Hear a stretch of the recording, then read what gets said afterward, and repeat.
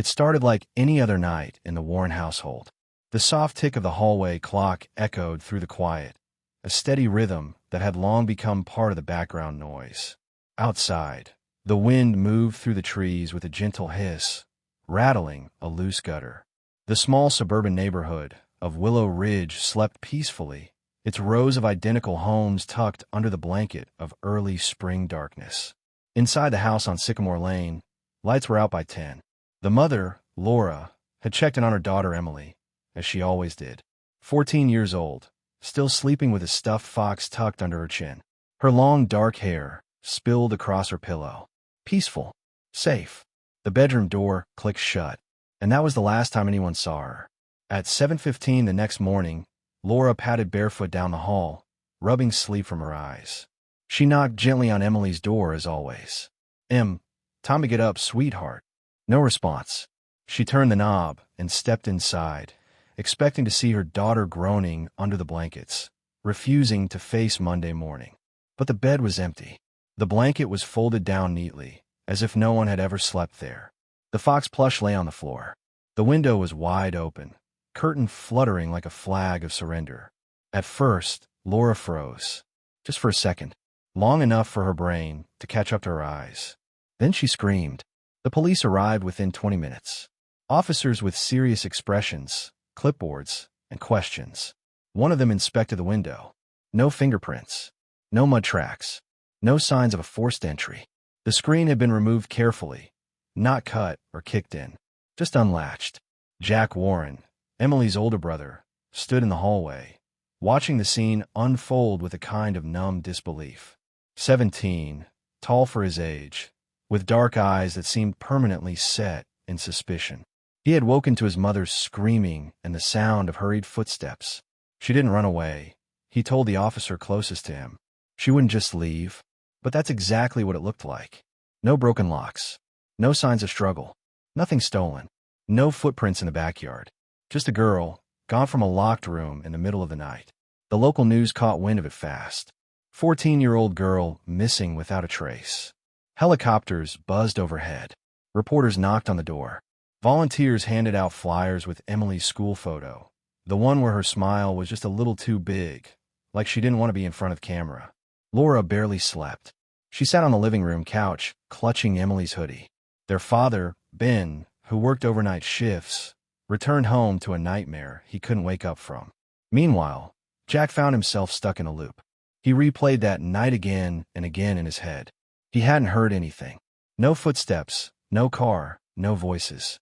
Just silence. And that silence haunted him. Every night after that, he left his bedroom door cracked open, listening for a sound that never came. He started scrolling through Emily's social media, looking for clues, reading old texts, old comments, looking for a fight, a secret, a sign, something. But there was nothing. No enemies, no suspicious messages, no cries for help. Just a perfectly normal girl who vanished like a wisp of smoke. Jack sat on the edge of her bed that night, fingers digging into the mattress. Something was wrong. Something bigger than the police could see. He didn't know it yet, but the truth wasn't hiding in the forest or some stranger's car. It was in the palm of his hand, and it would take him 2 more weeks to discover it. The room was untouched, but Emily was gone, and we had no idea how. The first 24 hours after Emily vanished felt like a blur soaked in static. The kind of fog where time dripped instead of passed. Every minute a claw to the chest. Every hour a thunderclap of helplessness. By the second day, the house had stopped pretending to be a home. Laura Warren didn't eat, didn't sleep. She paced in circles through the kitchen, living room, hallway, then back again, mumbling the same 5 words like a chant. She was just right there. Jack heard it through the thin walls at night, over and over again. Ben, their father, tried to hold it together for the cameras. He appeared stoic at the first press conference, a man in a too small suit gripping the podium, like it could anchor him. His voice cracked only once, when he said Emily's name. Afterward, he locked himself in the garage for hours. When Jack finally peeked in, Ben was sitting on the concrete floor, staring at the wall with a bottle of whiskey untouched beside him. "I should have fixed the lock," he whispered without looking up. "She asked me to. Last month. The window latch stuck sometimes." Jack didn't know what to say. He just closed the door. Reporters swarmed their lawn for 3 straight days. Drones buzzed above the neighborhood. The front porch sagged under the weight of teddy bears, candles, and well-meaning notes scribbled in rainbow ink. Posters went up, on telephone poles, gas station windows, pinned to bulletin boards in churches and diners. Missing.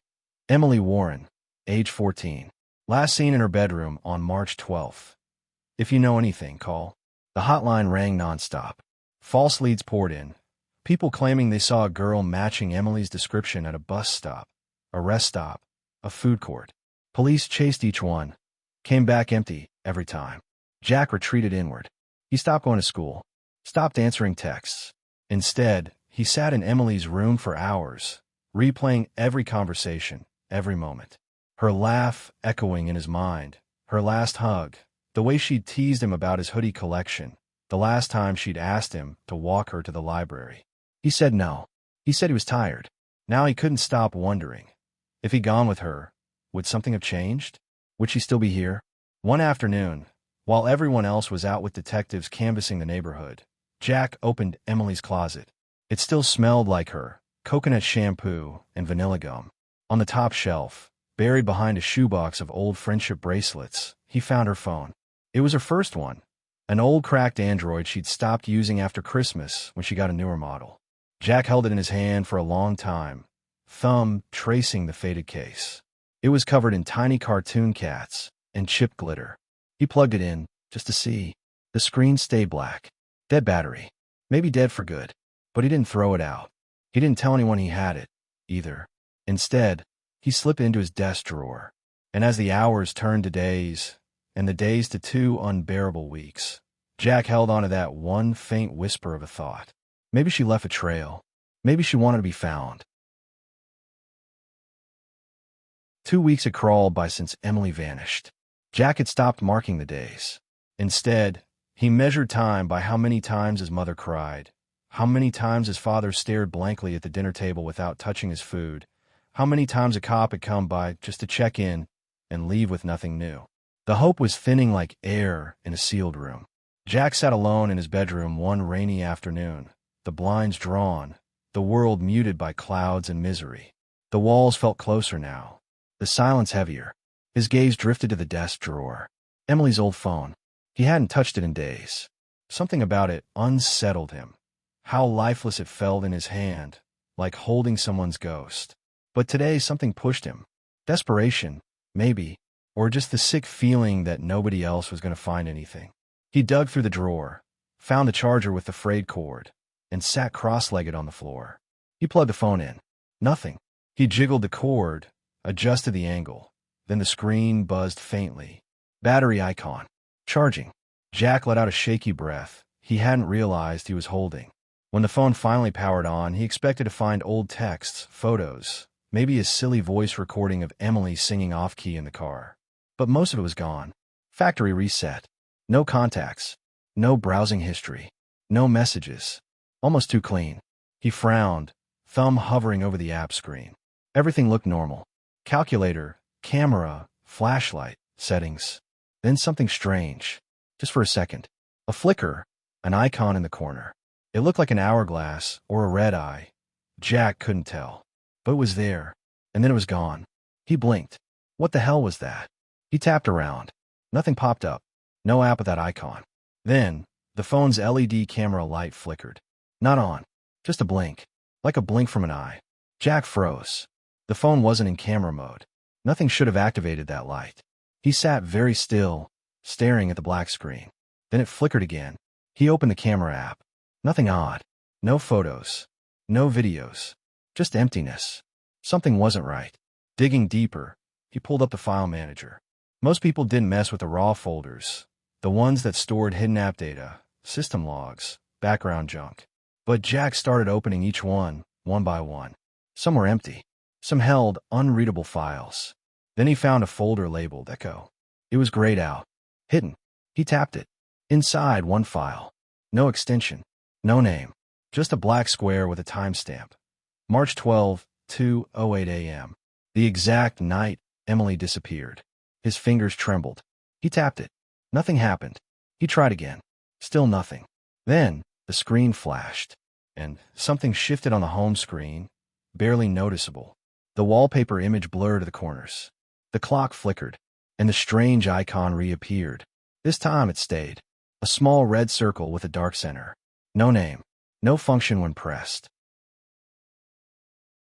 The red icon pulsed faintly on the screen, as if alive. Jack's thumb hovered over it again, uncertain. He tapped once. Nothing happened. But then he remembered. Emily had always hidden things in plain sight. Once she stored her diary inside a baking powder box in the pantry, right next to the chocolate chips, because, as she put it, nobody ever bakes in this house. So Jack started searching the phone differently, not just for what looked suspicious, but for what looked too normal. That's when he noticed the calculator. It wasn't the usual calculator app. Different icon, slightly off color. He tapped it. It opened like any normal calculator. He typed in a few numbers. It worked fine. But then he remembered something from a YouTube video he'd seen months ago about ghost apps. Ones that looked innocent, like calculators or games, but were actually locked folders. People used them to hide private photos, messages, even secret conversations. He cleared the screen, entered Emily's birthday, 0310, then tapped the equal sign. The screen glitched for a second, then dissolved into something entirely different. A black background. A login prompt. No branding. No welcome screen. Just a blinking cursor. The app didn't ask for a username. Just launched right into what looked like a chat room. Messages flooded the screen, all anonymous. No names. No profile pictures. Just lines of text and timestamps. Each one dated before the night Emily vanished. Jack scrolled slowly, reading. March 6th, 11:44 p.m. Did you finish the test? March 7th, 1:02 a.m. Meet me after school. Ditch 6th period. Trust me. March 9th, 10:20 p.m. You're not ready. Not yet. But soon. And then, March 11th, 11:50 p.m. Ready for the real game? Jack's stomach dropped. That was the night before she disappeared. He stared at the message, fingers shaking. Something about it felt wrong. Not just the words, but the way they sat on the screen. Like bait. Like a hand reaching out of the dark. He kept scrolling. The final message in the thread had no timestamp. No sender. Just 3 words, floating at the bottom. Don't trust mirrors. Jack blinked. What? He tapped it, but nothing happened. He backed out, tried to see if there were any settings, any clues to who ran this thing. But the app had no menu, no buttons. Just the chat. And that one ghostly line. He opened the phone's app settings, tried to find the source. But it wasn't listed anywhere. Not under installed apps. Not under system processes. It wasn't on the phone, at least not in any way Android would admit. This app wasn't just hidden. It wasn't supposed to exist. Jack's thoughts spun. Why would Emily use something like this? Who were the people messaging her? Was she scared? Or curious? And what was the real game? He stared at the blank reply bar beneath the last message. For a moment, he considered typing something. Asking a question. Pretending to be her. But a sharp chill ran down his spine. Whatever Emily had been part of, she'd hidden it. Locked it. Buried under passwords and false icons. Maybe for a reason. Still, the app was his only lead. And Jack couldn't stop now. He snapped a few screenshots, then closed the phone. But as he set it down on the desk, the LED light blinked again. Just once. Like a wink. The rain had stopped. But Jack didn't notice. He was still staring at the phone screen, his chest tightening with every new scroll. The app had changed. When he reopened it, the chat room was gone. In its place was a black screen with white text, blinking slowly like a retro video game loading up. At the top, Level 1. Leave your window open. Jack's fingers twitched. He scrolled down. More lines appeared, one after the other, like game prompts. Level 2. Turn off your phone. Don't speak to anyone tomorrow. Level 3. Destroy the note. Each line came with a timestamp, always late at night, always minutes or hours before dawn. March 10, March 11, March 12. The instructions were clinical. Cold. But what unsettled Jack most was the language. Like someone had taken the idea of a scavenger hunt and twisted it into something darker, more psychological. Level 4. Don't let them see your eyes. Level 5. We're something that isn't yours. He kept scrolling. The instructions got more bizarre. Level 6. Unlock the back door at 3:12 a.m. Level 7. Let it in. Jack's throat went dry. Then, the final line. No level. No timestamp. Just, you're almost out. We'll come to you next. His stomach turned. He looked up from the phone, suddenly aware of how quiet the house was. How the shadows in his room seemed a little darker now. Jack pressed the home button. The app vanished instantly. Not minimized, gone. As if it had never been there at all. He opened recent apps. Nothing. But he knew what he saw. He looked over at the window, in Emily's old room, just across the hall. He walked over, slowly, heartbeat echoing in his ears. The lock was loose. His mom had sworn the window had been shut the night Emily disappeared. Locked tight. No signs of tampering. But this wasn't forced entry. This was invitation. Jack remembered the first message from the app. Leave your window open. Emily had followed it. She'd open her window. She wasn't taken. She was guided out. Like a game. But who had written the rules? He ran back to his room, opened a notebook, and began copying every instruction he remembered. Every level. He circled the last line. We'll come to you next. Jack didn't sleep that night. He sat with the phone plugged in, watching for the app to return, watching for the LED to blink again.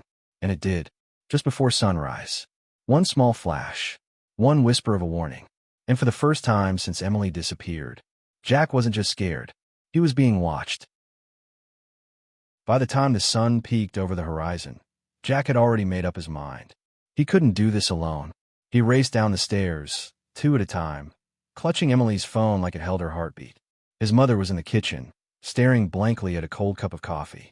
His father sat at the table, still in yesterday's clothes, the morning paper unread. Jack slid the phone across the table. I found something, he said, voice raw. On Emily's phone. His parents looked up slowly, hollow-eyed. When Jack unlocked the screen and tapped the calculator app, nothing happened. He tried again.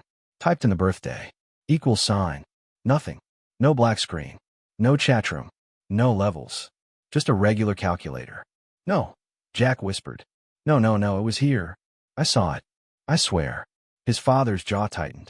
Jack, we've been through this. I'm not making it up. Jack snapped. It was there. It was like a game, but it wasn't. It had instructions. She followed them. That's how she disappeared. His mother began to cry again, quietly. His father stood up. Jack, get some sleep. We're all tired. He grabbed the phone and stormed back upstairs. Something was wrong. It wasn't just that the app had disappeared. It knew he tried to share it. It deleted itself on purpose. Jack opened his laptop and began searching. After a few frantic hours in shady corners of the internet, he found it. Ghost apps designed for secret messaging. One forum post stood out. A user described an app that self-deletes if screen shared, backed up, or logged from an unfamiliar IP address. Jack's blood went cold. It was real, and it didn't want to be found. He downloaded screen recording software and tested it, then reopened the calculator app. Just a calculator. Nothing more. He sighed in frustration, but then, as he closed it and swiped through open apps, something caught his eye. The black screen. It was back, for just a blink. He tried again, opening and closing. The app flashed, barely a frame, but he caught it. It was still on the phone, just buried, triggered only under the right conditions. He re-enabled screen recording. Clear the cache. Waited until 3 in the morning, the same time many of Emily's messages were sent. Then typed her birthday again. This time, the black screen bloomed open. Jack's hand trembled. He began recording. The chat room was gone, but a new screen had appeared. Welcome back. Underneath it, a blinking field asking for a name. Jack hesitated, then typed, Jack.Warren.17. The screen flickered. Then a new message appeared instantly. You found us. Jack's chest pounded.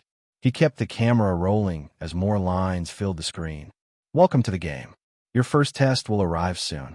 There was a strange sense of anticipation. Like the app had been waiting for him. Like he was expected. A quiet ding sounded. Jack's heart leapt. A private message. Your sister played well. Can you? He swallowed hard, hands icy with sweat. He wanted to scream. He wanted to cry. But instead, he stared at the message and whispered to the empty room. I'm coming for her. The next morning, Jack didn't go to school. His parents barely noticed. His mother hadn't left the couch in days. His father had taken to silent pacing, whispering to himself. Jack waited until the house fell into its slow, grieving rhythm, then slipped out the back door. Emily's phone zipped in his hoodie pocket, the battery at 52%. He had a destination. The app had sent new instructions just before dawn. Level 1. Mark your presence. Coordinates: 42.1012, minus 72.5901 inch. He'd copied them into Google Maps. It was only 6 miles from their house, just outside the edge of town, where the suburbs bled into overgrown lots and the skeletons of old developments. Jack biked the whole way. His stomach clenched as the location came into view. An abandoned playground. Rust-covered swings hung still. A crumbling slide was overtaken by ivy. The kind of place no kid would play in now. The kind of place swallowed by time and rumor. Jack propped his bike against a broken bench and walked carefully into the clearing, the phone warm in his hand. He looked around. Nothing. Just silence. Then he saw it. Spray-painted on the side of a decaying seesaw was a symbol, a crude spiral inside a triangle.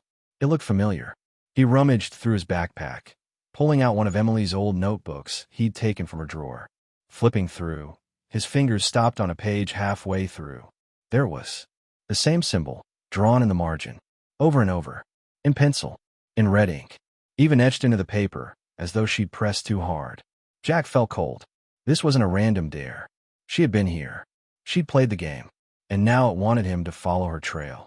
He crouched beside the symbol and snapped a photo with his own phone, just in case the app decided to wipe itself again. As soon as the shutter clicked, Emily's phone buzzed in his hoodie pocket. He pulled it out. A new message flashed. Well done, Player 2. Then another. Level 2. Bring US something she touched. Jack stared at the screen, heart pounding. The instructions weren't just challenges. They were breadcrumbs. Psychological triggers. Emotional bait. Whoever created this knew how to lure someone in deeper. He looked back at the playground. What else had she left here? Anything. He scoured the area for 20 minutes. Nothing but dust and weeds.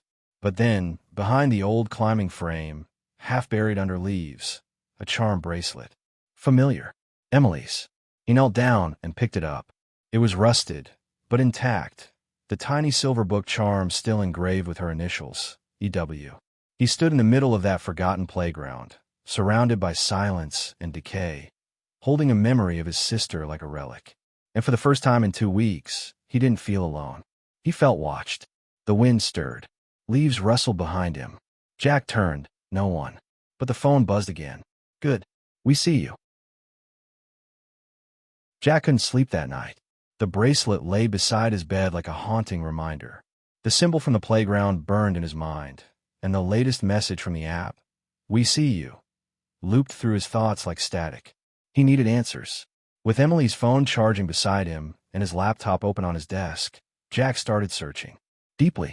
Not just social media posts or news headlines, but the corners of the internet no one visited willingly. Forgotten forums, local crime blogs, obscure chat threads. He started with keywords. Teen disappeared window. No signs of forced entry. Missing from locked room. Patterns began to surface. Over the past 5 years, there were at least 8 eerily similar cases. Different states, different towns, but the same details. A young teenager vanishes from a locked room. No struggle. No clues. No digital trail. Jack built a spreadsheet. Names. Ages. Cities. One name hit harder than the rest. Alyssa Loring. Age 15. Disappeared 2 years ago. Her photo stared out from an old Reddit thread. Round face, thoughtful eyes, a quiet smile. She reminded Jack of Emily. He dug deeper and found a comment buried beneath a year-old post, written by someone using the name Lori, 88. My sister was one of them. The quiet ones. The ones they pick. The ones nobody notices until they're gone. Jack's breath caught. He created a burner account and sent a private message. Hi. I think my sister was taken too. Please. I need to talk. He didn't expect an answer. But 10 minutes later, a reply arrived. What's her name? Jack typed quickly. Emily Warren. 14. Gone 2 weeks ago. Silence. Then, yeah, she fits. A sick feeling crept into Jack's stomach. Fits what? He asked. They go after the same type. Imaginative. Introverted. always on their phone, always looking for an escape. Jack's fingers hovered over the keyboard. Who are they? This time, it took longer for her to reply. I don't know. But it's not a single person. It's a network. It's organized. They use these apps like recruitment tools. Test the kids. See how far they'll go. Jack stared at the screen, pulse pounding in his ears. Emily had been chosen. Not at random. Not by accident. He remembered how she'd grown quieter the month before she vanished. How she'd started locking her door more often. How she kept her phone close, even at dinner. She was slipping away, and he hadn't seen it. Why do they do it? He typed. Lori 88 replied almost instantly. Because no one misses the quiet ones. Not right away. And if the kids don't fight it, no one even looks. Jack's vision blurred. He wasn't sure if it was rage or grief, or both. He typed one last message. I'm going to find her. Lori 88 responded. Then you need to keep playing. That's the only way in. Jack had avoided Emily's friends since the day she disappeared. Seeing their faces, hearing their whispered condolences, had felt like sandpaper on skin. But now, 2 weeks in, he knew he'd waited too long. He needed to know who Emily had trusted in her final days. So he messaged Lydia. They met at the library after school. Not to study, just to be somewhere her parents wouldn't overhear. Lydia sat with her hands in her lap, eyes flicking around like she expected someone to be watching. She looked pale, hollowed out. Nothing like the bubbly, fast-talking girl who used to come over for sleepovers and braid Emily's hair on the floor of their room. Jack didn't waste time. Did Emily talk to you about anything weird before she vanished? He asked softly. Lydia tensed. I already told the police everything I know, she whispered. Jack leaned forward. Please. I think she was involved in something. An app. A game. Maybe she said something. Anything. That seemed off. Lydia looked away. Her fingers twisted the sleeve of her hoodie. She said she was tired of this world. She whispered. Of being invisible. Of pretending to be okay. Jack swallowed. And she said there were others, Lydia added, voice thinner now. People who saw her. Really saw her. She called them the others. Jack froze. She used that word. Lydia nodded slowly. She said they understood what it felt like. That they promised something better. Escape. A shiver traced Jack's spine. Lydia glanced around again. Her voice dropped lower. She told me not to worry. That she might be gone for a while, but she'd be safe. Free. Jack clenched his fists. Did she mention an app? Lydia hesitated. Then she nodded. She made me download it once. Said I'd understand if I just looked. It was hidden behind some fake calculator icon. But the moment I opened it, she trailed off, shaking her head. Something about it felt wrong. Like it was looking through me. Jack's chest tightened. I deleted it, Lydia said. She begged me not to. Said I'd be left behind. But I couldn't. Her voice cracked. I was scared. Jack softened. Lydia, you're not in trouble. But I need your help.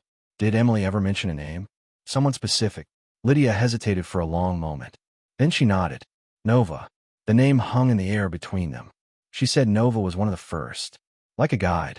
Someone who helped new people transition. Lydia whispered. I thought she was making it up. Some online friend, or whatever. But now, Jack's thoughts spun. Nova. It sounded like a username. Maybe a handler. Maybe a recruiter. Do you remember anything else? He asked urgently. Anything she said about Nova? Lydia thought hard, then said, just that Nova had once been like her. Quiet. Overlooked. But then she woke up. Emily said that's what she was going to do too. Wake up. Leave everything behind.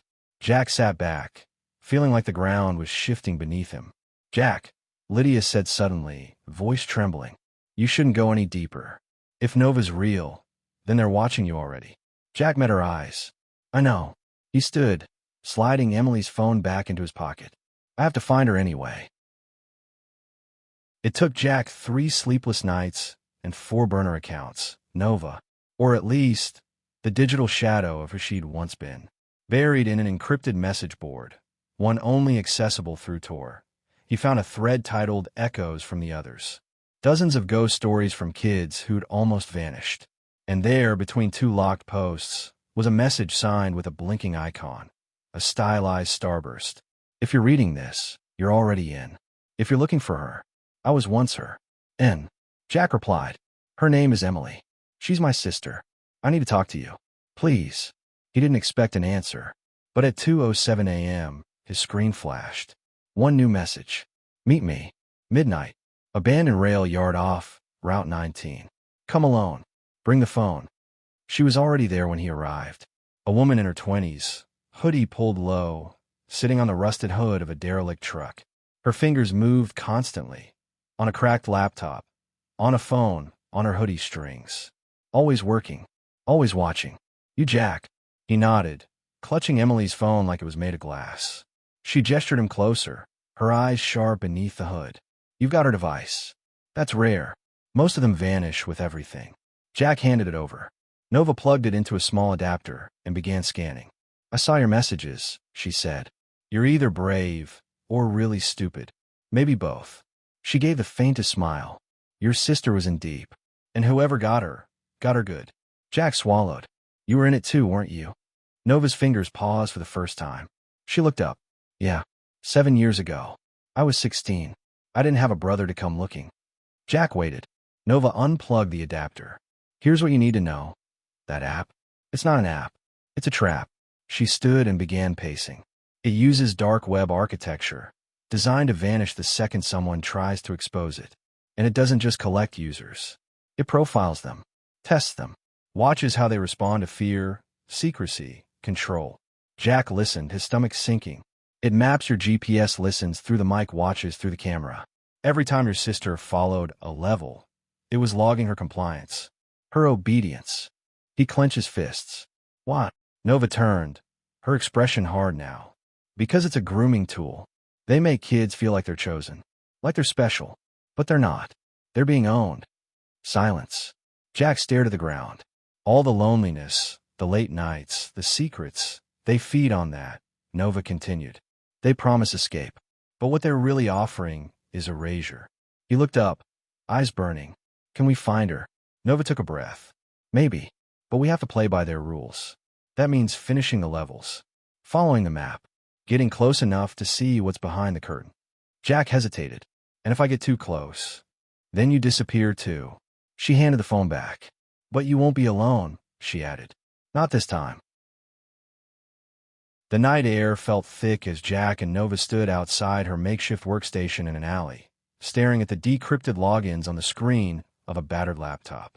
The glowing numbers and coordinates were etched into Jack's mind now, his sister's last steps scattered across the map like breadcrumbs.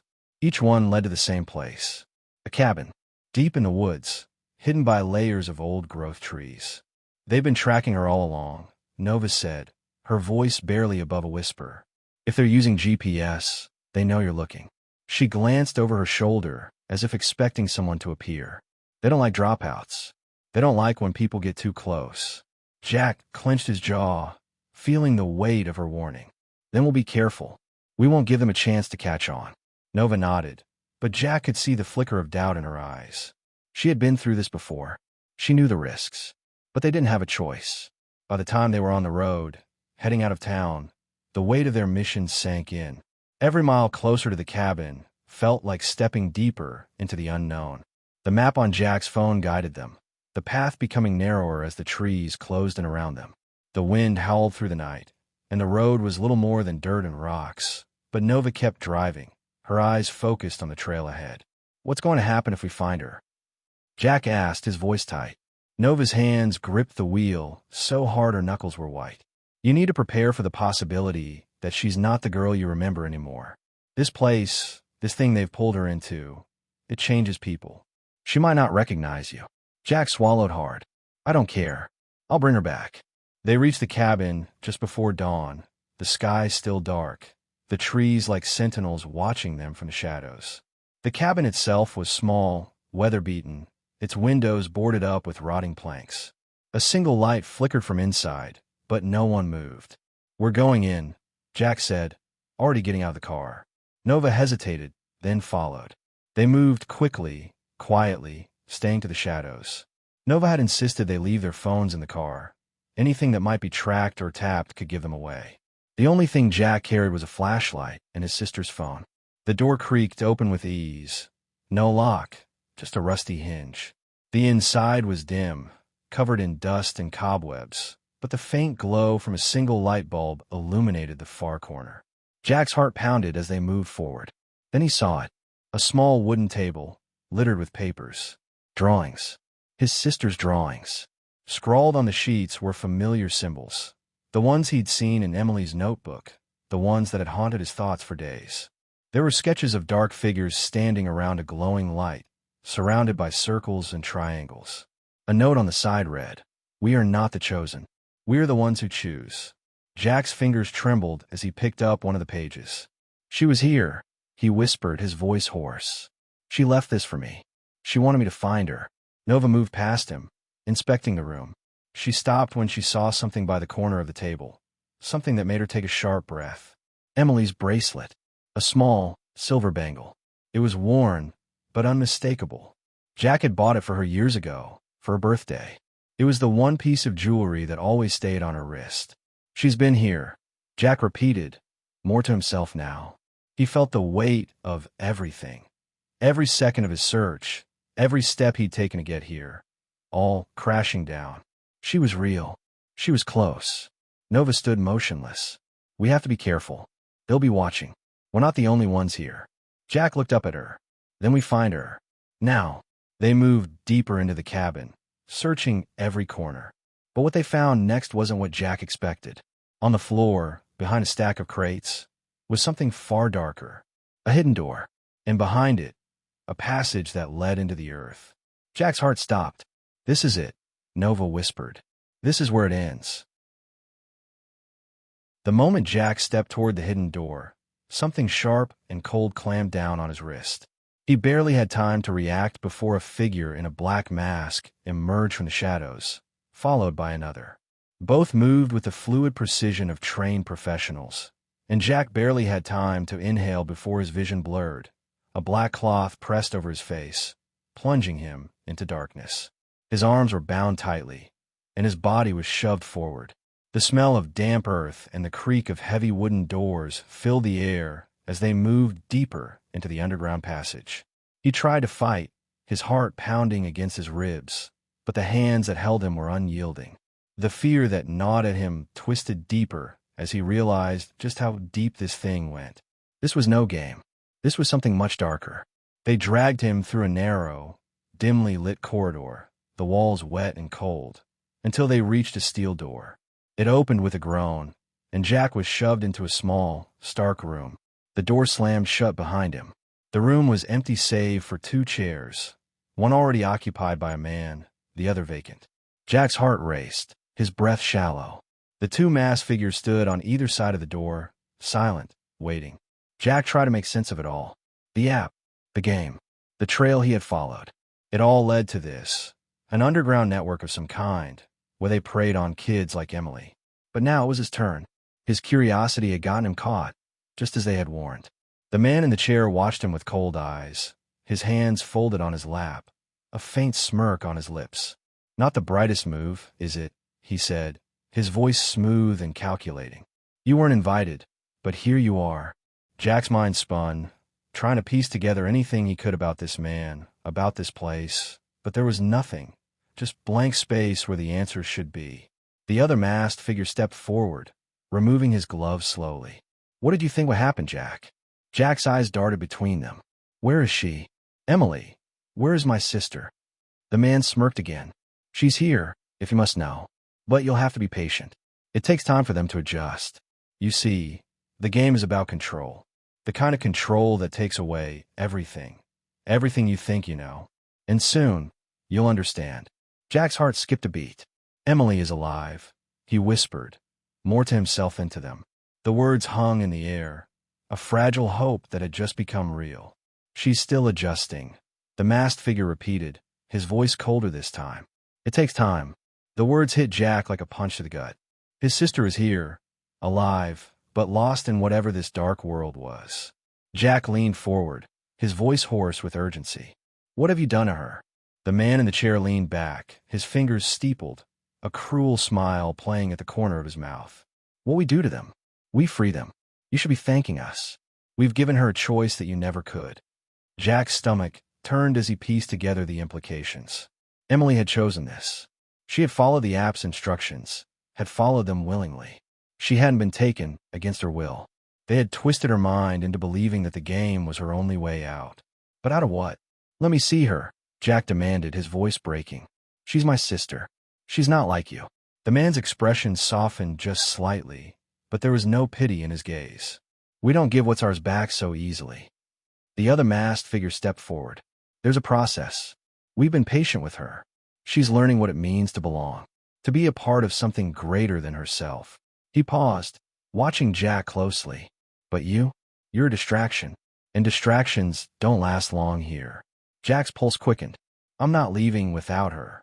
The man in the chair chuckled, the sound dark and empty. You'll see her again soon enough, Jack.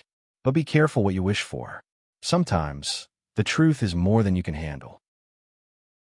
The sound of clattering alarms shattered the quiet of the cabin like a crack of thunder. The flashing red lights pulsed in frantic rhythm, casting eerie shadows on the walls as the harsh electronic screech echoed through the empty halls. Jack's heart pounded in his chest, the cold air rushing through him as panic flooded his veins. He knew what had just happened. Nova. She'd managed to hack into their security system, triggering every alarm in the building. They were scrambling now. He had seconds, maybe minutes, before everything descended into chaos. The masked figures that had captured him were rushing to the exits, shouting orders in hushed tones as Jack bolted down the hallway. His body moved on instinct, fueled by a single thought. Emily. He had to find her. He had to get her out. The cabin was a maze of dark corners and locked doors. Jack didn't stop to think. He slammed open every door he could find, his eyes darting frantically from room to room. Desperation twisted his insides as the minutes ticked by. The flickering lights above did little to guide him. The air was thick with the acrid scent of burning wood. There was no time. But then, through the smoke, through the haze of madness, he found her.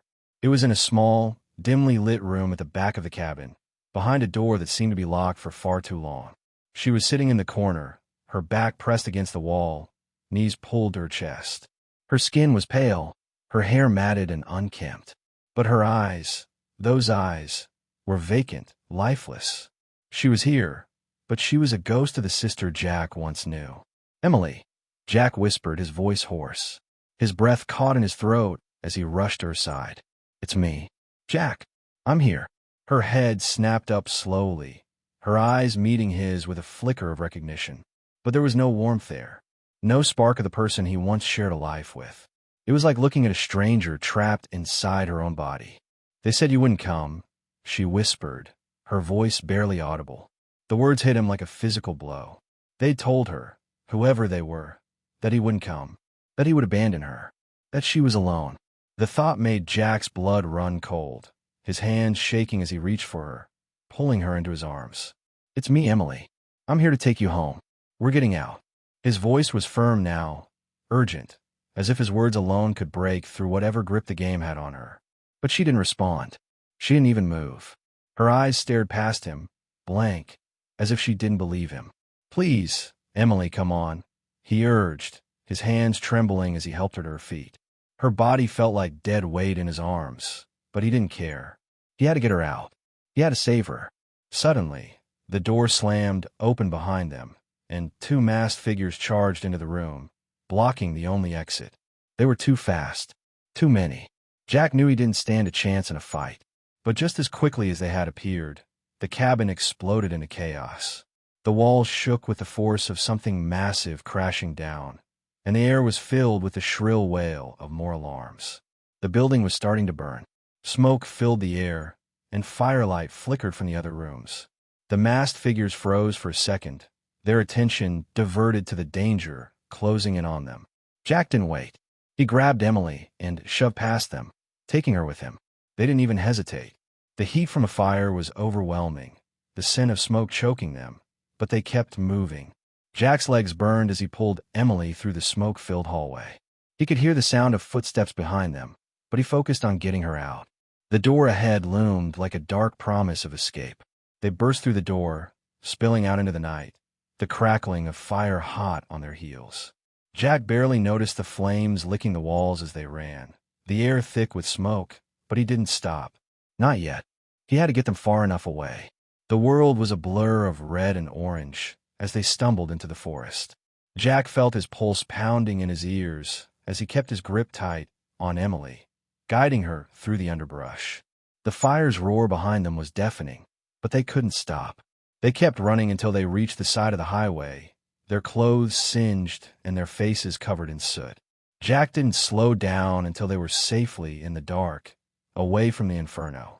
Emily's breathing was shallow beside him, but she was still there, still alive. Jack looked down at her, the weight of everything crashing into him. She was here, but she was still so far away. There was so much to do, so much left to figure out. He turned to see if Nova had been able to escape the chaos. He didn't know where she was, but he had a hope, that she was still out there. The house was quiet again. Too quiet. Emily's room sat exactly as she had left it, the stuffed bear on her pillow, her books lined neatly on the shelf. Only this time, she was back in it. But it wasn't the same Emily. She sat on the edge of her bed, her knees tucked to her chest, eyes blank as her mother brushed her hair in silence. She didn't flinch.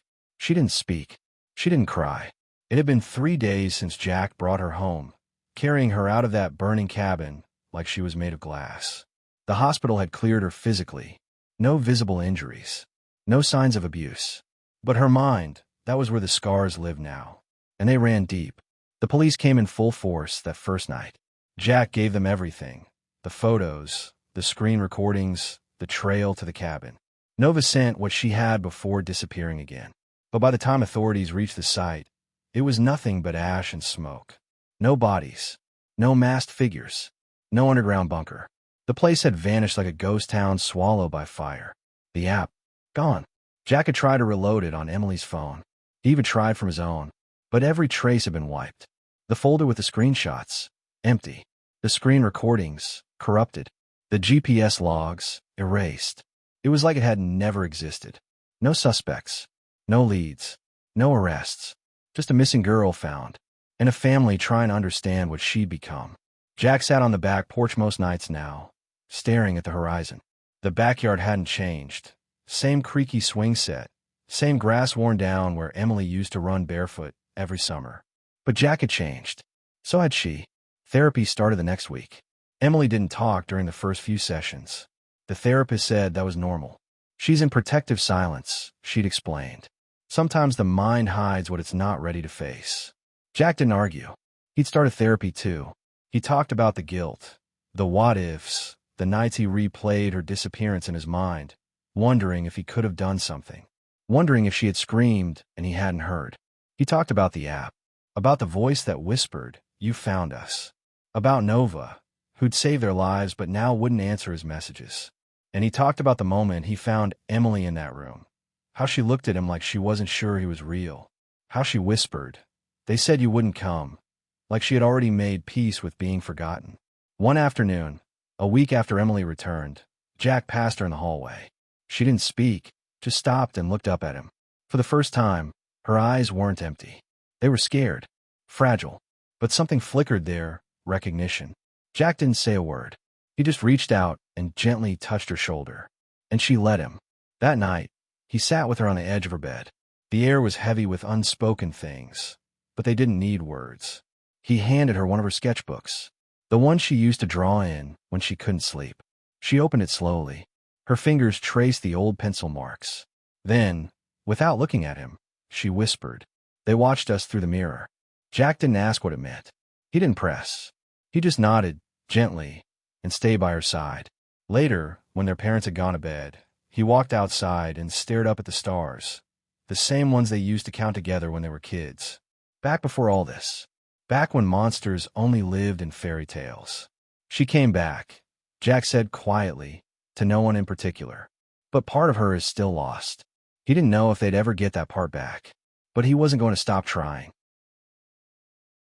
The candles on the cake flickered in the breeze, their lights soft against the early evening sky. Jack had turned 18. The backyard was quiet, just family, a few neighbors, and the awkward laughter of people still learning how to be normal around the Warrens. Emily sat on a folding chair, wrapped in a light blanket, a soft smile on her face as Jack opened a few gifts. She spoke more now. Not much, but enough to remind them she was still in there. Healing wasn't a straight line. the therapist kept saying. Some days were better. Some weren't. Jack had stopped trying to make sense of it all. He focused on school, applied to colleges nearby, kept close to Emily. Their bond had changed, deeper now, quieter. He no longer looked for signs in her every word. He just let her be. As the sun dipped below the horizon, Jack stepped inside to charge his phone. It had been acting weird all day, freezing, glitching. He plugged it in, set it down on the kitchen counter, and turned to grab a soda from the fridge. That's when he heard the chime. A single ding. Not his usual ringtone. Not a message alert. It was the sound he hadn't heard in a year. One he never forgot. He turned slowly. There it was. The icon. That strange calculator symbol, now glowing faintly on his home screen. Jack's heart punched against his ribs. His fingers hovered over the screen. He didn't touch it. Didn't breathe. But it opened anyway. Same black background. Same anonymous chat bubble. One message. You finish your game. A pause. Then another line appeared. Ready for yours? Jack stared. A cold sweat broke along his spine. For months, he'd convinced himself it was over. That the app had been destroyed in the fire. That the people behind it had scattered like ghosts. But ghosts didn't send push notifications. He backed away from the counter, heart racing. Should he tell someone? Call Nova, if she was even still out there? Take the phone to the police? No. He already knew how that would go. They wouldn't believe him. They never had. He reached for the phone again, hands trembling. But before he could move, the screen went black. The icon vanished. Gone. Again. Emily stepped quietly into the room behind him, barefoot, holding 2 pieces of cake. Her voice was soft, careful. Jack, you okay? He turned to her, quickly hiding the phone behind his back. She noticed, of course she did, but didn't press. He forced a smile and nodded. Yeah, just thought I saw something. She handed him the plate. You always think too much. They sat together at the kitchen table, eating in silence. But Jack couldn't taste the cake, couldn't feel the room around him. His eyes kept drifting to his phone, lying innocently on the counter now. Quiet, blank, the calm before something. He knew that look, that cold, hollow space in the pit of his stomach. The same one he'd felt the night Emily vanished. The same one he'd buried for a year. This wasn't over. Not even close. And this time, they weren't coming for Emily. They were coming for him. He stared out the kitchen window, night creeping in, wind brushing the glass like breath. Final line. Whatever this is, it isn't over.